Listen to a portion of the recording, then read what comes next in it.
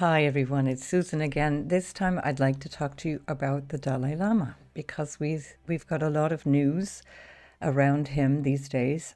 There's a lot of stories circulating and an enormous amount of distress in both camps. If you're not familiar with the current situation, it's because of a video that was circulated starting on the 9th and 10th of April, showing the Dalai Lama in what apparently looked like a sexual assault on a boy, or at least asking a boy to suck on his tongue, which caused an enormous amount of upset in many circles. This was from a 28th of February meeting in Dharamsala with some Indian devotees, people who were there for a special audience with the Dalai Lama. So right off the bat, I want to say, first of all, I'm not going to show the video. There's a lot of different ways that you can find the video online. I do recommend that you watch the full version. Do not watch the short clips which are circulating and which are the ones that are causing quite a lot of disruption. I also want to say that I have been not, I would say, a direct student, but an indirect student of the Dalai Lama for probably 35 years now, since the late 1980s, and have definitely supported the Tibetan cause of their, finding autonomy, if not entirely political autonomy, then at least cultural autonomy within China. It has been a fraught relationship in terms of the Chinese relationship with Tibet, but also it's important to note right off the bat that if you're going to wade into the entire Tibetan cultural debate or religious debate or Dalai Lama debate on any level, you have to understand that it always serves as a cultural pawn and a political and geopolitical pawn between China, the Chinese Communist Party leadership of China, in all of its forms over the last 60 years, and the United States, and most specifically the CIA, which has been involved in Tibet since the late 1940s, and including providing arms and money for Tibetans, and especially providing a safe passage for the Dalai Lama through the use of their radio technology to help him navigate the Himalayan mountains as he left Tibet and entered into India. So the mythology that surrounds the Dalai Lama is, of course, a natural outpouring for a religious leader. We see that kind of thing building up all over the world in every different spiritual community. There's a kind of a mythological halo that surrounds people. But the truth is much more complicated. It doesn't take away from the individual or from the office of the Dalai Lama. And I just want to put that in context because whatever you see appearing is always going to, in one way or another, serve either the United States geopolitical designs against its opponent, its long-standing enemy of the Chinese Communist China, and the Chinese in their own political games trying to subsume Tibet fully within China. So that debate I don't want to get into here. It's just to keep reminding you that this is not a story about an innocent people who are being completely, abused by one side. They are being played off, both sides. And so very much like we see with Ukraine today, we see that Tibet gets bounced back and forth between American interests and Chinese interests. And depending on the day and the temperature where the stars are aligning, you will find that the Dalai Lama is elevated and the Tibetan people elevated to almost saintly status, and certainly the innocent victim card is played very heavily by the American side to drum up support for the Tibetans opposing Chinese power. And in the same way, the Chinese use to any kind of opportunity to portray the Dalai Lama as evil and some kind of pervert and some kind of really dysfunctional and inauthentic ruler. So discrediting him is a kind of a sport amongst the Chinese, and they definitely have a very strong team, which is now in the online days, online bots, for example, online community, which will decry all kinds of things around the Dalai Lama. So again, just keep that in mind as you observe the events of these moments or these days around this big explosion of interest in this video with this young boy. Because the Dalai Lama's life is being quite strongly impacted by this, his very long-standing reputation is certainly being widely impacted in a way that has become viral. There have been attempts in the past to also discredit him. I just thought it would be interesting to have a look at the astrology. And again, I wanted to mention my own point of view, which is that I have been follower for many, many years. I have met the Dalai Lama in person. I have on many occasions been a part of teachings that are freely offered around India, and especially in Dharamshala, where I've been many times and where I've even brought some of my own students on at least 3 occasions. And yet I also really want to emphasize, and I always emphasize, that we must not fall into the trap of guru worship. We mustn't fall into the trap of believing that a person is untouchable or they are somebody who is absolutely beyond reproach. We must keep separate the idea of what they are teaching and what they stand for and what they as human beings are capable of doing. This applies to any teacher, to any leader, political leader, whether you're talking about some political figure that you think is wonderful and of course the opponent therefore has to be awful, or whether you talk about a religious leader and therefore because you believe in that religion or you follow that tradition, that person is beyond reproach. We've seen again and again and again how religious leaders can topple themselves, usually by their own misdeeds. And so it's always worth keeping in mind that there's a very sharp contrast between what a person teaches and what a person is capable of on the human level.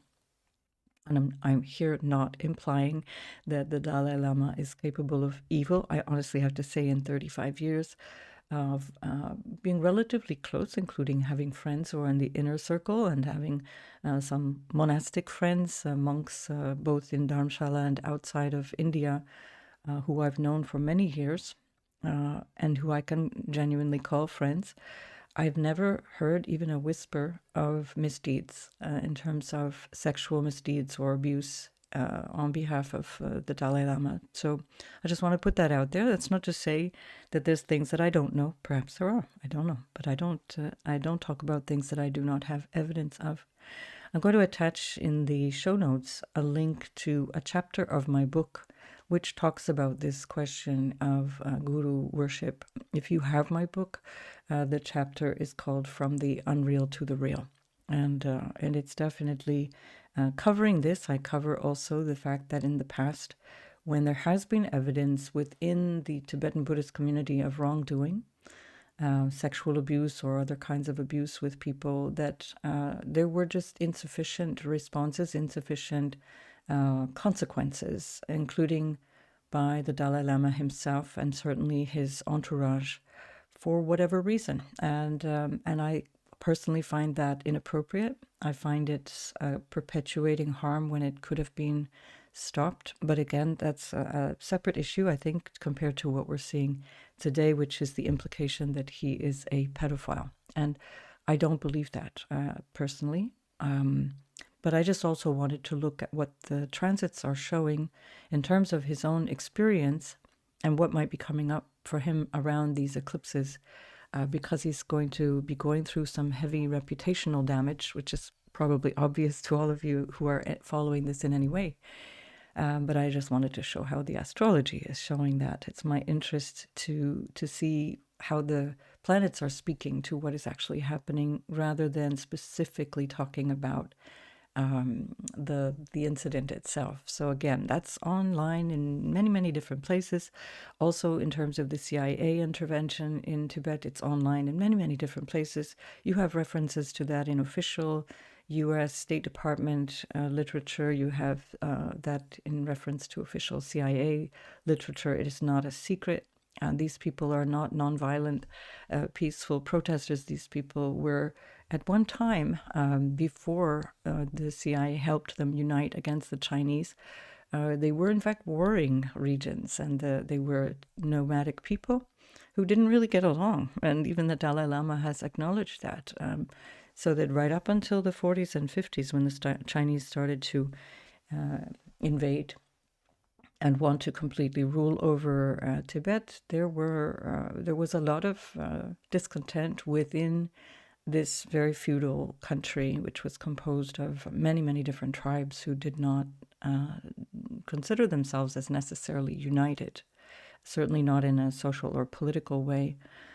If, at the very least, they were ethnically united, and certainly spiritually united behind their particular version of their teacher, because of course there are many schools of Tibetan Buddhism as well. The Dalai Lama is only one of several Tibetan Buddhist schools. He's not the singular ruler. He was elevated as such again by the efforts of the Americans to highlight the cause, not without their own reasons, and became worldwide famous when he finally entered India and became formerly a refugee in 1959.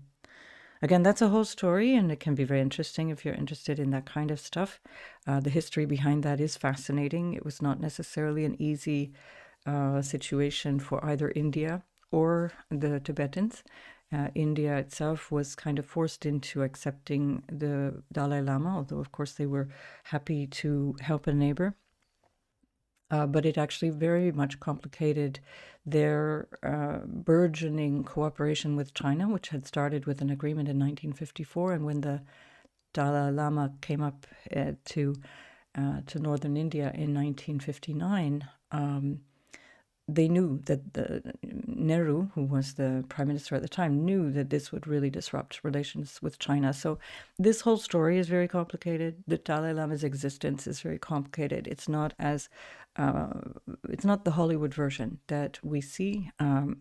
There are a lot of hagiographic kind of representations of the Dalai Lama as this very innocent and saintly figure, and in many ways he is. He's deep, very naive. We can see that in the chart.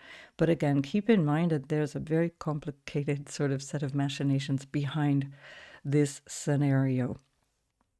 Let's have a look at the chart and see how these things start to show up in the natal chart. So right off the bat, we see that he's got an ascendant and sun in Cancer. Now, I have to say, first and foremost, that this chart has been rectified, so we can't be 100% certain of the timing. The timing was assumed, probably with good foundation. The timing is assumed to be 4:38 in the morning in what is a Tibetan province called Amdo in Tibet, but it has a new name which I'm not even going to attempt to pronounce under the Chinese language. I guess it's I'm not even sure which Chinese language, Han maybe. But anyway, so this is the chart that we get with the Cancer rising and sun. And when we see somebody who has a double Cancer, sun and rising, we know that there is definitely some very painful separation with the homeland or with the mother, and or both. And of course, that stands out very starkly in his life. This is a person who can have quite a lot of pain in terms of the relationship with the mother in general. And we see that also in the fact that this Cancer sun is in a trine to Saturn, which reflects equally pain in terms of the representation of the father and authority figures and teachers. I'll get to that in a moment. But also we see that the sun here connected to this moon in sextile moon in Virgo, which is a moon that can be feeling quite critical, quite left out emotionally, is opposite Saturn. And so anyway, the moon opposite Saturn, of course, keeping in mind the moon is ruling this ascendant and sun. And so that moon in opposition to Saturn tells the same story of separation from the mother. So we know from the history of the Dalai Lama that he was taken from his parents after having been discovered as the reincarnation of the Dalai Lama after the death of the 13th Dalai Lama. And he was removed from his family at the age of 3. Which for any toddler would be traumatic. His mother was allowed to follow him, but they lived in the Potala Palace in Tibet, in Lhasa, the capital of Tibet. And so if you have an image of the Potala Palace, you just have this absolutely massive thing. I don't even know how many rooms it is. It's hundreds of different rooms. And so while the mother was physically there, he was not able to really be with her, not in the way of a normal child and parent relationship. Equally with the father, a separation from the parents from an early age. And I've forgotten the story with the father, but the mother was much more present. I can't remember if the father even passed away. So again, that's something that you can probably find on Wikipedia for what it's worth, because Wikipedia is also a pretty unreliable source. But that Saturn is quite important in the chart for so many reasons, because here we see also, aside from this impact on the moon, this feeling of emotional separation, a feeling of emotional loneliness, but also these challenges with teachers and authority figures in general. And we know from the Dalai Lama's own stories that he remembers being abused, physically abused by his teachers. There was no implication of sexual abuse. I'm sure, and I know for sure that in other cases, again, not necessarily in his case, that there are issues around sexual abuse of monastics in Tibetan monasteries. That is no different from any other monastic situation where young children are taken away from their parents and put into these places, whether that be Catholic or Protestant or Buddhist or whatever. This is an issue, and we can't deny that. There is also corporal punishment, so that was the abuse that he was referring to. And he also said that he didn't like his teachers. He didn't get along with them. He was afraid of them. And this is a classic when you have Saturn in the ninth house. Ninth house represents our teachers, represents father figures of all kinds and authority of all kinds. And so there is a distance from the father. There's also a sense of not being able to connect with teachers, not even, feeling a feeling of, maybe in the beginning at least, a feeling of a real challenge with teachers. Later on, of course, he becomes aware of the gratitude of the deep knowledge that was imparted, but it doesn't matter. In the child's experience, we're looking at this through the natal chart. It's difficult. It's not easy for that child to experience this. We see that Saturn is also in a trine to the ascendant very, very closely. And so Saturn trining the ascendant can also have a person feeling less than able to express themselves, although in the case of the Dalai Lama, he also has Jupiter trining the ascendant. And so there's this kind of positivity that allows that to feel less, let's call it damaging, or less difficult. And we can see that the circumstances also are more favorable over time. They're more favorable than not. So it's a kind of a personal price to pay, but the circumstances evolve in such a way that becomes quite beneficial. We see also with the South Node in the first house, and particularly about 9 degrees off the sun, we can see somebody who comes in also with, again, a sense of a loss of identity, or a sense of not being able to really fully express one's identity, which is this same thing that Saturn is talking about here with this trine to Saturn. And then this South Node in the first house, so Ketu in the first, can often show an individual who in the early days doesn't have a great deal of self-confidence or even appreciation for oneself. And so in some ways that may have been his experience. Again, it's something that shows up early in life. but requires a certain adaptation, and it's not necessarily fundamentally debilitating. But I often see this in charts of people who, in modern times, don't feel themselves to be attractive, or they don't like the way that they appear, the way that they look, or they feel somehow less than, and put a lot of effort and energy into trying to be appreciated by others. So we see the North Node in Capricorn in the 7th house, where the South Node, for example, in Cancer represents a sense of lack around family, lack around emotional support. And then the North Node is about responsibility and duty, becoming responsible. And in the 7th house, of course, with regards to others. And so this is very clearly the life path of someone like the Dalai Lama.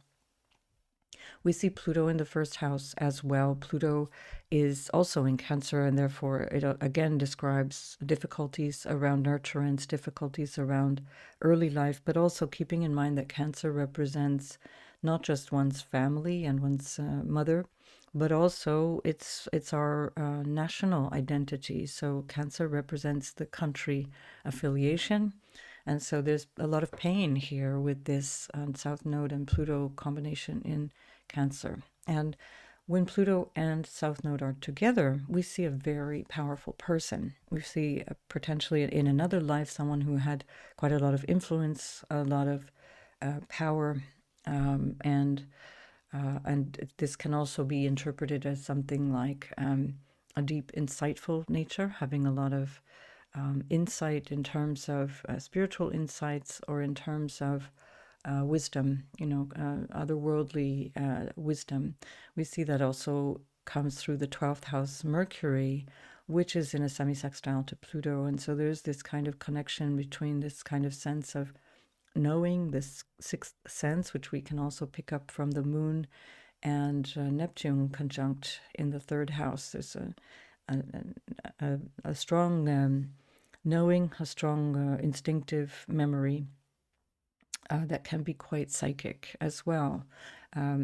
Also, Jupiter in the sign of Scorpio has a reputation for psychic capacity as well, and that Jupiter's also lining up in so many ways with these same planets. So Jupiter sextiling Neptune, Jupiter is in a very nice trine to the Sun, and also the Jupiter in conjunct to Chiron, which suggests that there's some deep wounding which can bring out a lot of compassion and understanding through insight. And that Chiron itself is in the 12th house along with the ruler.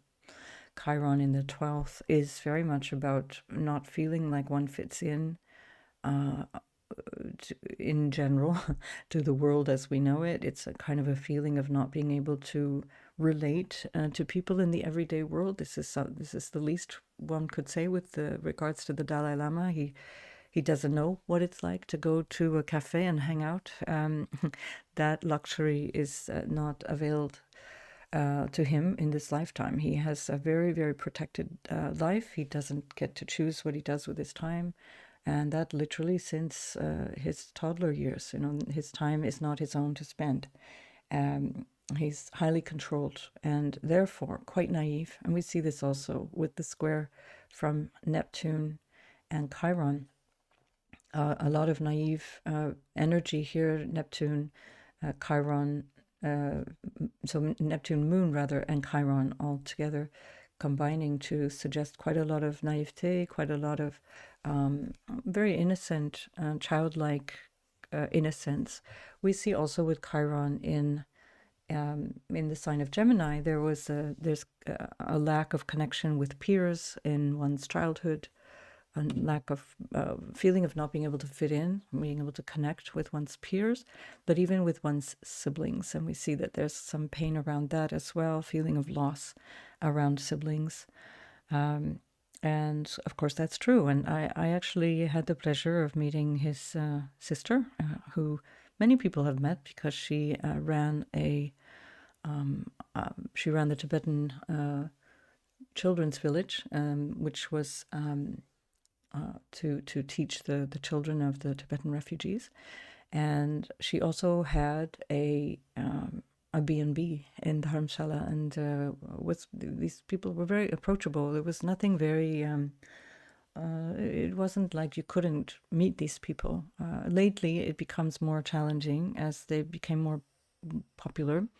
But certainly in the 90s and the 2000s, even up to 10 years ago or so, it was still relatively easy to get close to them. But always with guards around because the Chinese menace was real, and the Dalai Lama's life had been threatened on many occasions. So where was I? Got a little bit off track here. So yes, so we are looking at somebody who's quite profound in terms of their past life connections. These are also past life connections here, 12th house, and this Pluto South Node. By the way, Vladimir Putin has South Node Pluto, if I recall correctly. So these are powerful people. They come in here into this life with power. It's not something they learn in school. It's already there. It's a part of who they are. And of course, Pluto in the first house in any sign is always going to be with regards to transformation. So the personal capacity for transformation and overcoming, but also the capacity to lead the way in terms of transformation. And of course, we can certainly see that in the life of the Dalai Lama. One thing that really interests me here is Black Moon Lilith, or some people call that Dark Moon Lilith, which is conjunct not only Neptune really almost exactly, but also the moon.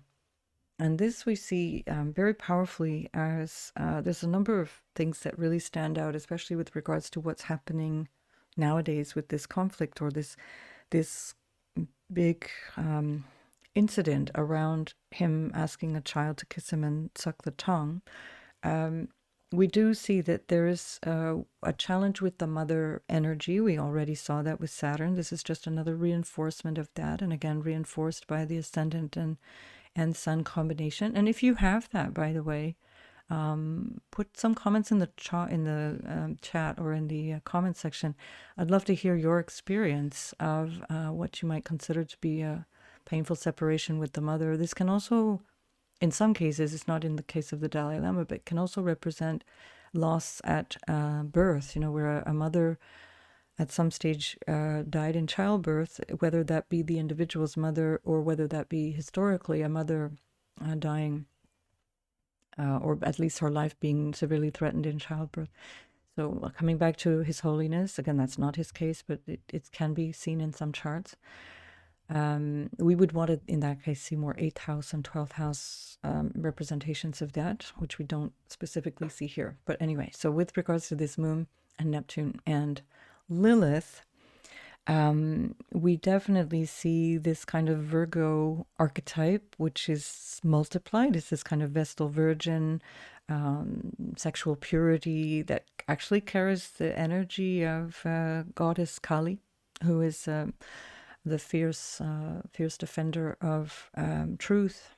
There's a kind of an ambivalence or a kind of vacillation between this innocence, this childhood innocence, but with the shadow side of sexual abuse. So again, when I first looked at the incident and what was being called in, I wanted to see what that was describing. We'll have a look at that when we see the transits.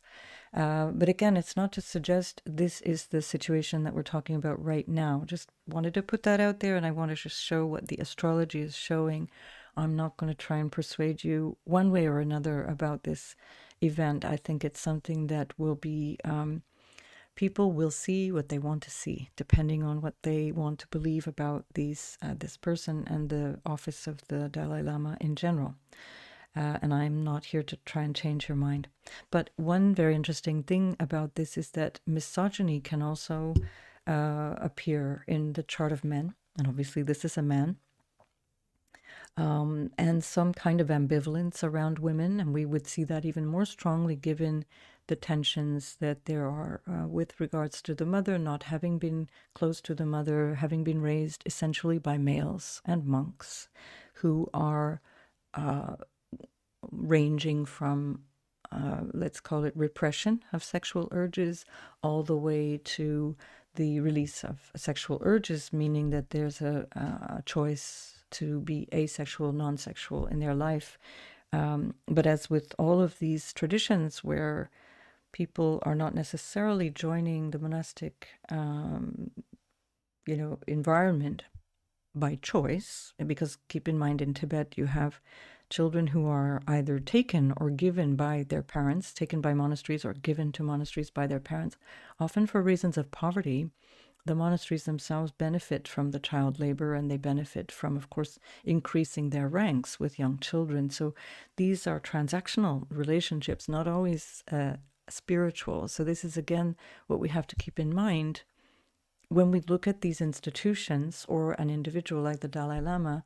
If we only see that through rose-colored glasses, we see that these monks are all wonderful divine beings, highly spiritual people who would never harm another living being. But the truth is much more raw than that. I have seen it with my own eyes, and it is not as beautiful as it's made out to be. So there's a very complex social underpinning in this regard in terms of monastic life.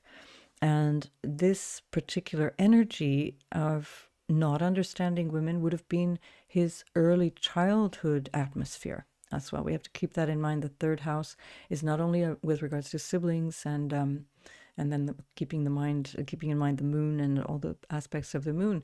This is not just with regards to the mother and women, of course, but how this person was raised in early childhood, what was their experience of education in early life. And that would have been, I think it's safe to say, at the very least confusing around what women are like and what is the role of women. So when we have a 100% male atmosphere where one's mother is kept in a particular place to be visited rather than to be engaged with every day, there are certainly going to be challenges to connecting to that energy. It's interesting, of course, that the Tibetan Buddhist tradition is a tradition of the goddess. So it's also a complex thing. It's not pure Buddhism in the sense of what the actual teachings of the Buddha represented. These are combined with the original Tibetan spiritual tradition of Bon, and that adds different layers of complexity to even the teachings of the Buddhist tradition, which is considered a tantric practice. Now, it's not tantric in the what you could call neo-tantric or Californian tantric way of thinking of that, meaning that it's highly sexualized. It's tantric in the sense of using empowerments and using goddesses and gods, using imagery, using mandalas, using mantra, using different invocations of spirit and otherworldly things, occult practices, to accompany the teachings of the Buddha. And so there is this overlay as well, which will be also maybe caught up here in terms of what the feminine deity represents. This is actually one of the symbols, in fact, of Lilith. It's that, like I said, the Kali kind of energy, where it is really about understanding the divine feminine through her fierce form, which is about removal of ego, and also the highly charged sexual form. And we can see that in all kinds of Tibetan Buddhist imagery, which doesn't exist in other Buddhist traditions, depending on where they come from. My teacher is Thich Nhat Hanh, and that is the Zen tradition, which is more to do with Theravadan Buddhism, which is much more the stripped back, traditional, straightforward teachings of the Buddha, where the Tibetan tradition is what is called Mahayana Buddhism, and this is the Gelugpa tradition, the yellow hat Gelugpa tradition of Mahayana, meaning great vehicle teaching. So there's lots of layers of complexity which involve things that are socially very foreign to Western minds. So just keeping that in mind from the purely religious point of view, not even looking yet at the personal point of view. So if we start to see this as the foundation for education, we can get a very confused picture of what a relationship would feel like between a man and a woman. But Moon Lilith, depending on how your emotional nature is elevated or not, certainly in any chart, will also show a certain amount of emotional intensity or craving, especially with Neptune in the mix, a desire for intimacy, which is, that's a human thing. It's not a perversion. That's nothing perverted to want intimacy. We want a hug. We want cuddles. We see that he is very extroverted. We see that with the Jupiter and Sun combination, and that can make a person extremely affectionate. He is very affectionate. We see that with Venus in Leo as well. Very gregarious, very affectionate. He has no qualms about touching adult men, adult women, hugging people. The Tibetan tradition is to connect foreheads. You lean into the forehead. You can rub noses. Many traditions do that with the noses, with the forehead, especially in cold countries where closer affection is a little more challenging for purely practical reasons in sub-zero weather, and even kissing on the lips. And I also, as an aside, I want to say here, I grew up in Canada with a predominantly WASPy family, white Anglo-Saxon Protestant, as many of you can probably imagine. And it was my family's tradition and many of my friends' family's traditions to greet their aunts and uncles and parents and grandparents by kissing them on the lips. And it wasn't at all perceived as strange or sexualized. It was just a quick peck on the lips. And it was only when I moved to France, when I was an au pair in the mid-1980s, and got used to kissing on the cheeks, which was at the time foreign to me, but became quite natural. And certainly after 33 years of living in Europe, going back to Canada, where I see my relatives, where they are still in the mode of saying hello and kissing on the lips, it feels very uncomfortable. I'm now uncomfortable going back to my childhood culture because I'm so accustomed now to kissing on the cheeks. And so it's just to say, I have no idea what's genuinely gone on in the Dalai Lama's mind. I have no idea what goes on in anybody's mind. But all I can say is that culturally, the different ways of greeting can feel very awkward and can feel very uncomfortable if we are not aware of what is the norm. Now, sticking out the tongue is also a normal cultural practice in Tibet as a way of showing respect and as a way of kind of saying I'm with you. It's kind of like disarming. It's a strange thing, again, from a Western perspective. It's actually considered rude in Western cultures to stick out one's tongue. It's considered very rude. But in Tibet, it's considered to be a gesture of innocence or almost submission. And we see this in the iconographics of the different goddesses who show up. Especially, we see that often with Kali. We see that throughout the subcontinent of India, where the tongue is sticking out. And so we can see that as something harsh, but it's actually intended to show benevolence. And so, again, we have to keep these broader pictures, these complex layers of how a person evolves through their life experience, through their cultural experience, and through what over time is the norm, which can also change. And keeping in mind that His Holiness also does not master the English language. So here we also find with Chiron and Gemini, already we can see that this person has difficulties, especially in childhood, with communication. He doesn't really master the English language, despite many decades of speaking with English speakers. He still very much relies on translation, especially for unusual cultural references. His translators often have to bend over backwards to try and explain to him the nuances of what people are asking. For example, this Chiron is in a square with Saturn, so there's definitely educational challenges we can see. This is a T-square here with that Chiron and Neptune. Again, this is wounding and kind of, on the one level, gives great spiritual qualities, great spiritual and compassionate qualities, but can also be wounding around our knowing, our understanding, our early life education, which we see here in the third house and ruled by that Mercury there in the 12th. So I'm rambling a bit. This is what a Pisces Mercury at the 29th degree looks like. So if you wanted to know why I can't keep on topic, it's that. I'm going to at least use that as my excuse. And so coming back to this notion of what this Lilith archetype is, we can also see the Lilith moon archetype around women show up as Persephone. And of course, Pluto was, or Hades, if you like, depending on the way that you read the mythology.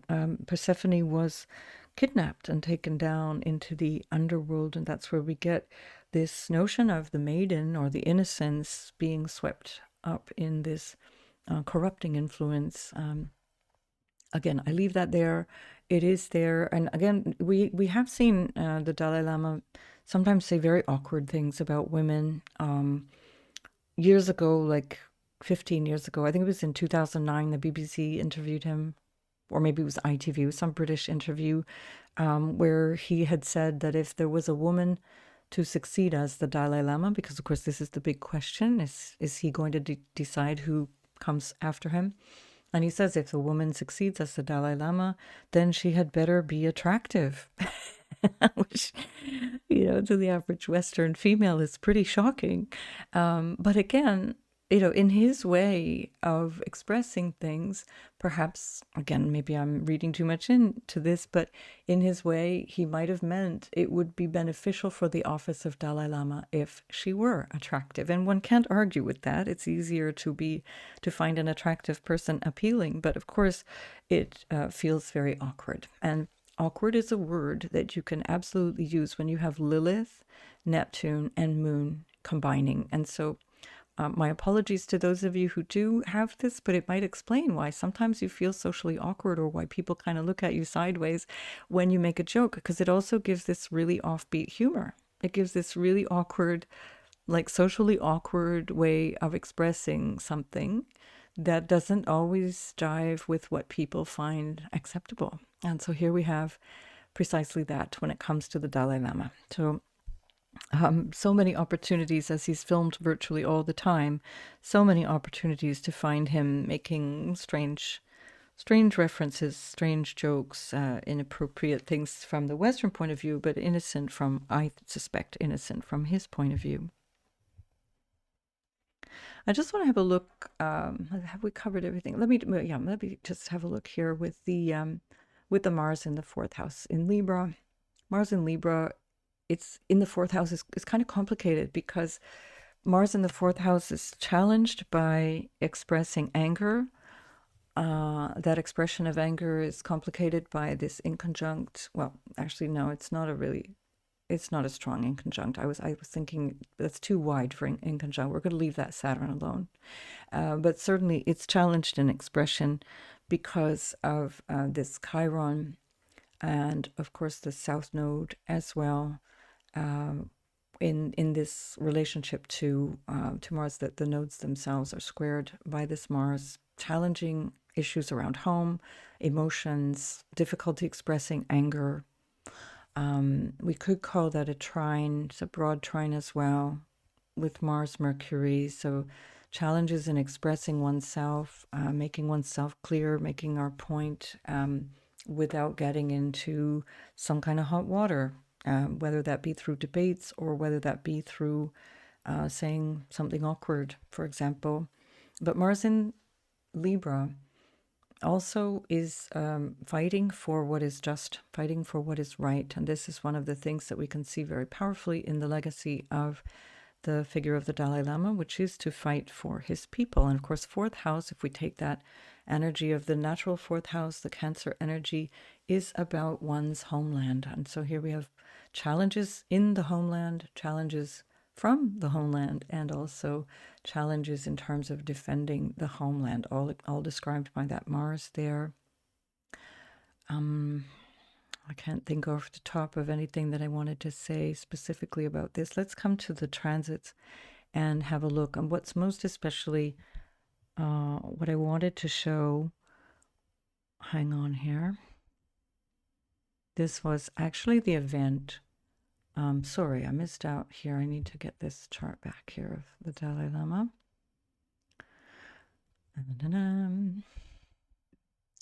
Sorry about that. So here we go.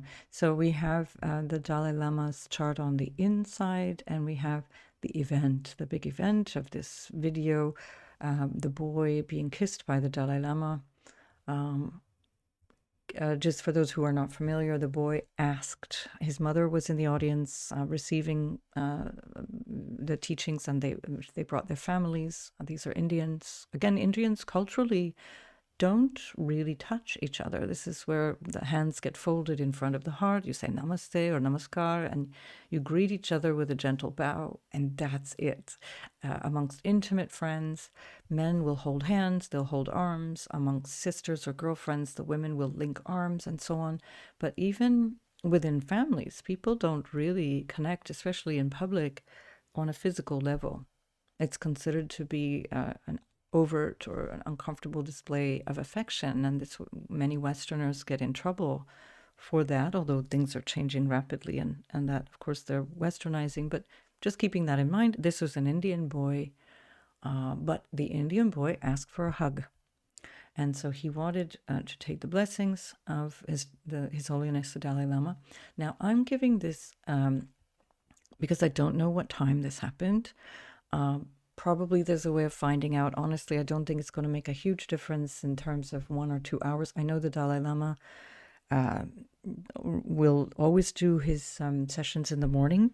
He retires very, very early. And when I say early, his day is done by about 6 p.m. So he wakes up very early, wakes up at 3 in the morning or something like that. And his day is done by 6. So he's not really seeing people in the afternoon. So I'm assuming an 11 o'clock time on the 28th of February in Dharamshala in India. Now, this boy asks for a hug. And this is where the incident starts. So the boy is getting his hug after, by the way, it took 2 interpreters time to explain to the Dalai Lama what the boy was asking him. It wasn't like he was asking the boy to come to him. So again, keeping that in mind, we have Pluto at the very last degree of Capricorn, and we have our black moon Lilith opposing Pluto from the first house. So from the house of relationship, Pluto is opposing black moon Lilith, and Lilith happens also to be in a conjunction to Pluto. So this is challenging. This is already really challenging. It doesn't mean, again, that something's wrong. It doesn't mean that the individual has done something wrong. It means that the actions at this time are going to cause some real upset. And what are they upsetting? They're upsetting the Lilith archetype. What is the Lilith archetype? It's scandal. Scandals always occur when there's something going on with Lilith on important planets in the chart and with Neptune. You'll always find that there's something going on. Loss of reputation is Neptune on the midheaven. Loss of reputation. So midheaven is almost at 22. Neptune is 24 and a half. So they're still conjunct. That Neptune has been going back and forth. This particular event still carries the conjunction. So this is big. It's a big deal. We see very clearly what's going on the video. So it's, again, if for those of you who feel the need, you watch the long form, watch the unedited version, because the edited version makes it seem much more unpleasant than it necessarily is. What else do we have? We have Mars conjunct the moon in the 12th house. What is the 12th house? It's the house of self-undoing. And what is that Mars doing?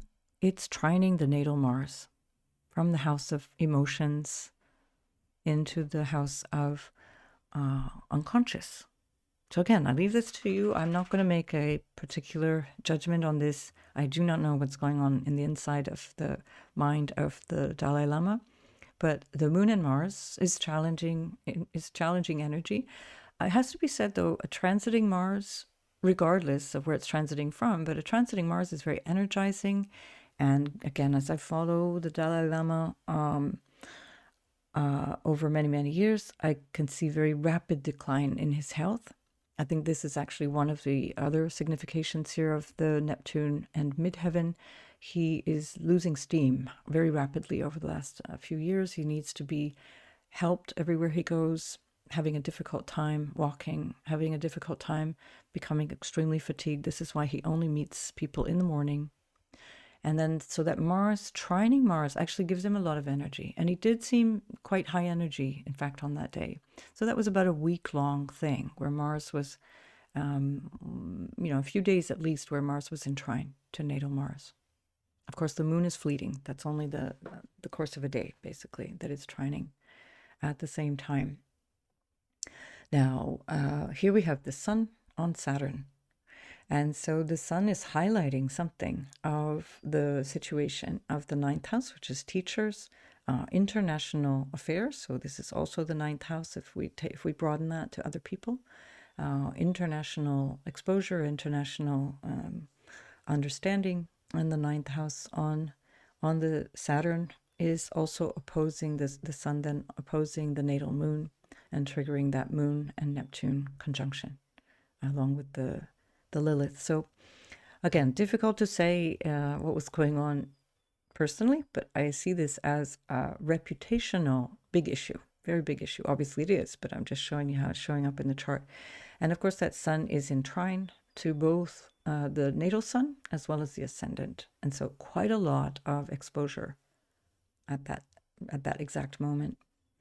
The other aspect of this is that the North Node is hitting the Uranus. And so North Node Uranus is a very sudden, dramatic new turn. Now, North Node has been on Uranus for quite a while. And by the way, that transiting Uranus has also been sextiling the Sun. So for some time already, for over a year, transiting Uranus. This is the end of that passage. I think it's out of orb now. But that transiting Uranus is sextiling the sun, a very, very sudden and dramatic change. This is also, I suspect, part of the change in his health, change in how he has been able to function in many ways.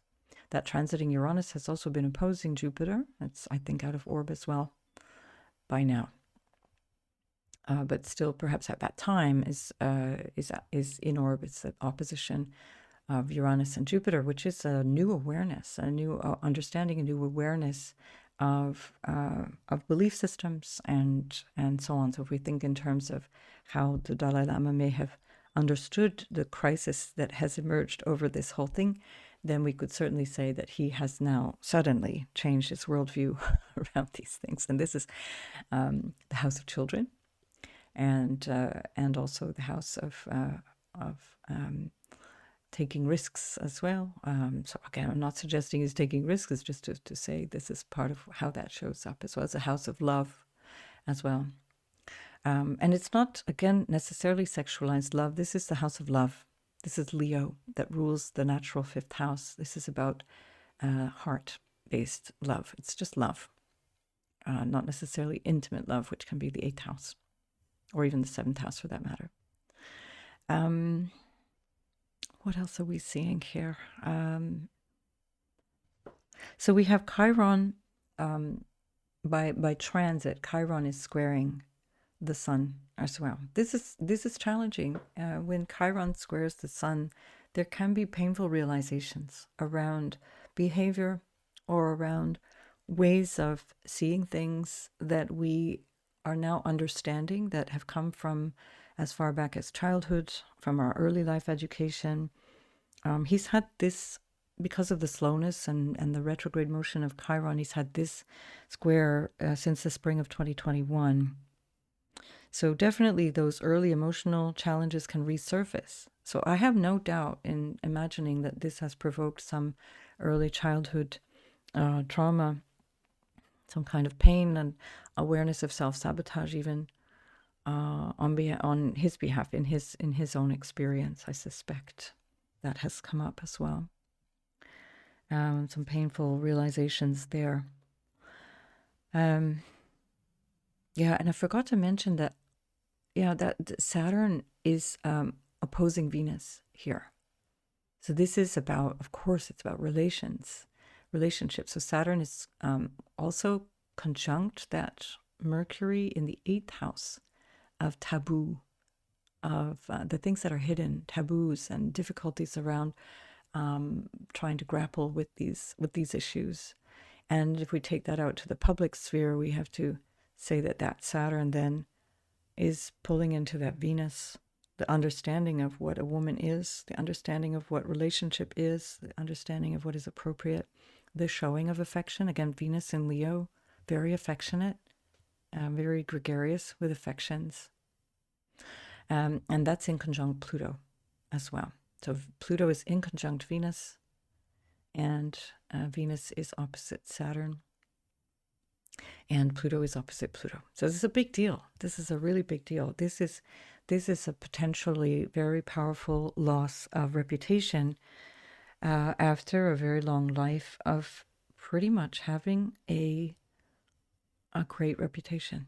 I mean, not a whole lot of scandal, to be honest, around the Dalai Lama's office or personal life, given that he's been in the public eye for pretty much 70 years now, or at least 65 or something like that. Right. Let's have a look also at the hang on, we're going to go to the solar eclipse. So let's see the solar eclipse. So the eclipse is going to be a challenge around the 20th. So I'm doing this on the 16th of April. That eclipse is coming up in a few days, so we're already in orb of that. It's definitely going to be powerful. It's going to affect the sun and the ascendant most powerfully. The sun, which is in a natal chart, that's the individual's awareness of self. And of course, it's their reputation as well as how people see them, especially with a first house sun, very prominent figure. And Mars is going through that first house, causing some real upset. It's trining Saturn. It's moving out of orb now, but it's trining Saturn. Natal Saturn is almost at the return point. He won't get that Saturn return until 2024. That's the third Saturn return for the Dalai Lama. But when Saturn is retrograding through pretty much the whole month of June at 7 degrees, it's going to station to retrograde. It will be in a conjunction to the natal Saturn, and it will be in opposition to the moon. So again, that's going to be a difficult time, June, I think, for the Dalai Lama. Now, the North Node, again, it's moving so slowly. Now it's on the 4th, it's at 4 degrees exactly, and on the almost 5 degrees natal Uranus. So again, it's another significator for some big change there. And then here we have a new moon solar eclipse. The new moon solar eclipse, which is at the end degree of the 10th house of reputation of the Dalai Lama, and it's in a square to Pluto, and that Pluto is going back and forth between the 7th house of relationship and the 8th house of hidden aspects, taboo issues, the occult, other people's values, other people's money. So Venus, of course, represents values too, right? So Saturn opposing Venus, that's a challenge to values. Pluto in conjunct Venus, that's a challenge to values. It's a transformation around values. Big deal. Let's have a look also. Oh, and then Venus. Just to add to that, Venus is going to be in the 12th house on Chiron. So again, issues around relationships. Now, when Venus goes through the 12th house anyway, this is often a time when we pull back from relationships, where we want to kind of regroup. Either relationships become more discreet or hidden, or we, as an individual, don't really want to engage fully in relationships. I want to be alone, as Marlene Dietrich said, moving back into retreat. And of course, that's what he does. He retreats, he comes back. And so they might actually find, the entourage around the Dalai Lama might actually find it a good idea to take him out of commission for a while and have him take a break from the public eye. We have this Venus in a tight square to Saturn at the time of the eclipse. That might happen automatically, and so that creates a T-square with the moon as well. Venus squaring the moon, challenges in relationships. Venus squaring Saturn, challenges in relationships, emotional challenges. I feel for him on a human level. I think that's going to be a difficult moment for him to experience. So let's have a look at the lunar eclipse now. This is the one that I think hits even harder. So we have, this is now, for me, out of orb. So we've no longer got really a tight conjunction, but you could still call it a conjunction between Mercury and the North Node. But now we start to have this more powerful energy in relationship to the chart. Once again, we have the Pluto, which is coming back again to this tighter inconjunct with Venus, and we have the North Node itself again reminding us that there's some dramatic change here. This is the 11th house. I think I didn't mention that the 11th house is reputation and aspirations, and how you socialize in groups, how you represent yourself in groups. Quite a big deal. And then again, we have this, look who's there, Lilith on Pluto again, very strongly. Pluto, we could say the Lilith and Mars together is going to be very impactful. This is on the transiting midheaven in terms of the impact of the visual impact, let's say, of the life of the Dalai Lama. It's going to be very public because the transiting midheaven is pulling in the sun, and this Mars on the South Node and on Pluto, along with Lilith. So this is going to be, I think, quite impactful for him, even if we don't necessarily see him in the public light. And then we have the moon, the actual. So this is a full moon lunar eclipse, full moon lunar eclipse. The other one was a solar eclipse, and that is conjunct the Jupiter in the fifth. And that Jupiter in the fifth, also Jupiter for teachers represents teachers as well, represents what we value, it represents wisdom, represents the actual teacher, him or herself.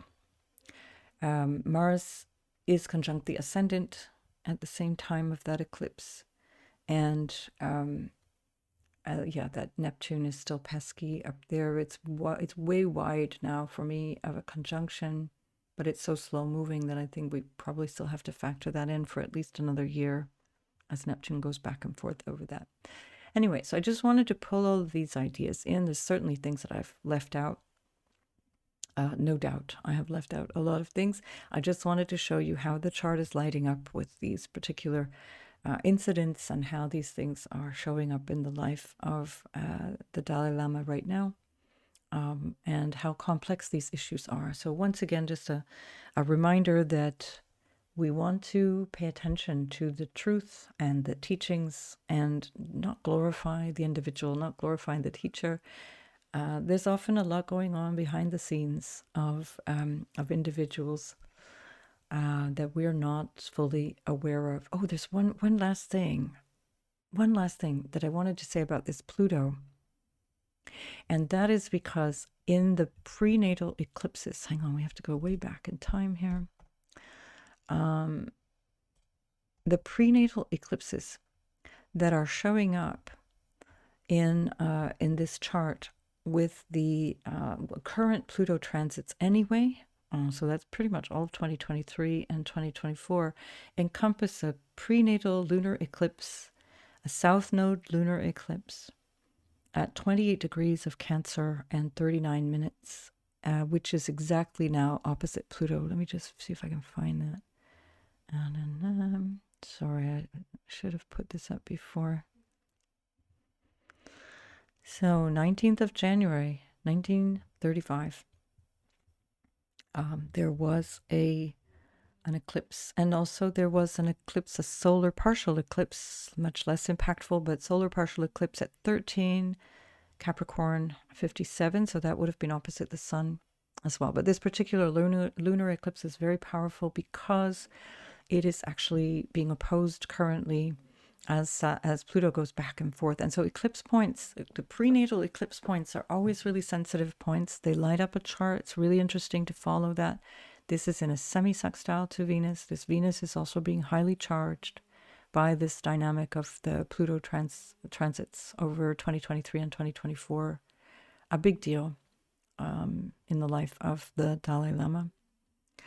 And so I'm going to leave you with that, so that this Pluto story, the Lilith story, and the Venus story are all combining to tell a very, very tragic tale of a loss of reputation emphasized by the Neptune. Now, is that merited or not? I don't know. I leave up to you. I'm going to be, of course, reading your comments. I don't want to have contentious political comments. I would like you to be kind to each other and to be kind to all beings concerned in this matter. And with that, I will see you in the next video. Thanks for watching.